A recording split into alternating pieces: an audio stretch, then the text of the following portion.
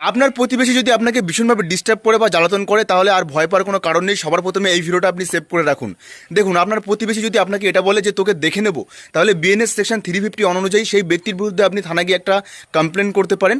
আর এই জন্য কিন্তু সেই ব্যক্তি 2 বছর পর্যন্ত জেল হতে পারে। আর সেই ব্যক্তি যদি আপনার প্রতিবেশী যদি আপনাকে বলে যে তোকে প্রাণে মেরে ফেলবো বা তোর প্রপার্টিকে কীভাবে ক্ষয়ক্ষতি করতে হয়, যদি এরকম বলে, তাহলে সেই ব্যক্তির কিন্তু 7 বছর পর্যন্ত জেল হতে পারে।